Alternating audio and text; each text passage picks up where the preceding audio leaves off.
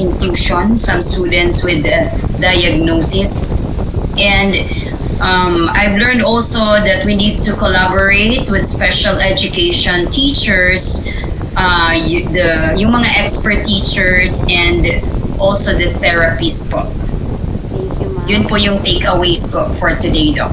Thank you. Okay, thank you, ma'am. How about Ma'am Jessica, ma'am? Ano yung takeaway mo, ma'am? Lesson learned natin. Good morning Okay. po sa lahat. So siguro yung takeaways ko, nalalaman ko yung mga important areas sa rules of assessment po. Yung siguro yung sa guides, intervention and service delivery. So yung parang yung assessment results, identify learners' strengths, gaps and needs. So yung sa baseline na dapat yung establish natin yung establish initial performance po level against yung malalaman natin kung from 1 to 10 na kung saan na yung naka-full yung learning ng mga bata po. Ganun po sa through assessment. Thank you, ma'am. So thank you po. How about Ma'am Uni? Jimmy? Alaan. Yon A po, Doc. Paano i-pronounce mo yung name mo, ma'am? Jimmy? Yon A po, Doc. Jimmy. Yon A. Hi. Good evening, Doc. Good morning. My takeaway is to assess your students' academic achievement and functional needs, to identify their needs and to target the skills that they really need to, and also to do the progress monitoring and to communicate with the parents and with the other teachers as well. Okay. Pag Miss Universe isagutan ni Ma'am UAE, si me. Dire-diretso. Okay. Yes, sir. Just Dado. Sir Dado. Yes, sir. Go. How about sir? Good morning po, Doc. Good morning.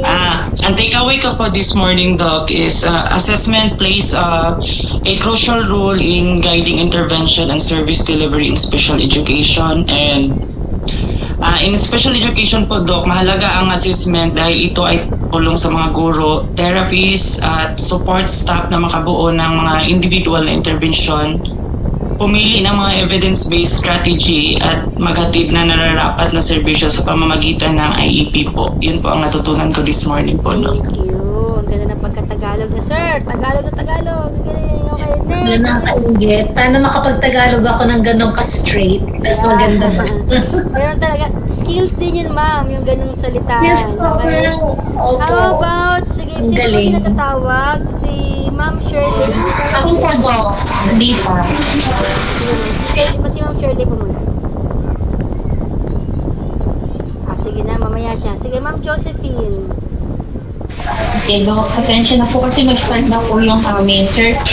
So ako naman po, accurate assessment leads to meaningful learning. When assessment practices are valid and reliable, they generate this kind of essential evidence about learners' strength and growth. So it's very important for us to assess our learners accurately para maibigay din natin yung correct and proper intervention. Thank you po, Doc. Thank you. Yes, tama ka dyan, ma'am. How about, sige, si Ma'am Junibet Marie? Si Ma'am Beth? Yes po, alam po, Doc. Takeaway, ma'am. Yes po lang na mga takeaways ko po is for assessment is describes the gathering of detailed information. So may mga strengths, needs, and then the areas of difficulties na as a teacher po is dapat alam niyo po. Tapos, ang role sa education po nito is, as a teacher, marunong po tayo mag-design sa mga choose ng evidence at pag-develop po ng IEP para po sa pag-assess ng mga bata din po. Practical application po is important din po, experience. Yun lang po. Thank you. Yes, ma'am, tama. How about Ma'am Losel? Yay. Good morning, Doc. So I learned that eating a communication log is very important also because it helps document the interactions and track the students' progress and to ensure consistent monitoring and collaboration among teachers, parents, and other professionals. Thank you, Doc. Thank you, galing. Sino pa bang di ko natatawag? Yes, Ma'am Ann. Ma'am Ann, go.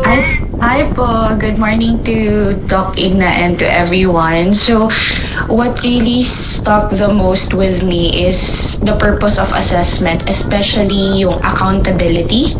So, I actually have learned a lot. So, pero yun talaga yung nag-stuck sa akin since I can see na as a SPED teacher, we have to be very thorough with the process. And of course, yun nga po yung mga placing and what strategies are we gonna be using, the evaluation, the students' need.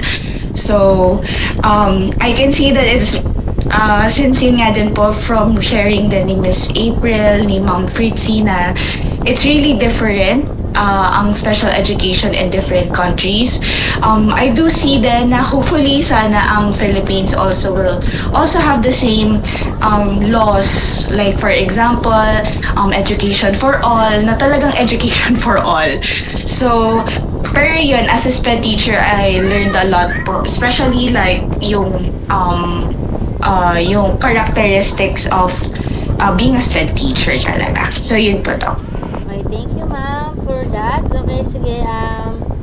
Salta pa ba kayo, Ma'am April, Ma'am Allen, Ma'am Princy? Ma'am, copy-paste po. Copy-paste. Copy-paste. Sige, wag na. Okay na. Thank you naman kasi marami na kayo na-share.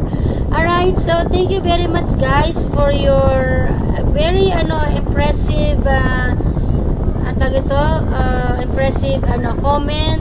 Okay, so napakaganda yung mga sinabi nyo, which is timely and relevant talaga right now.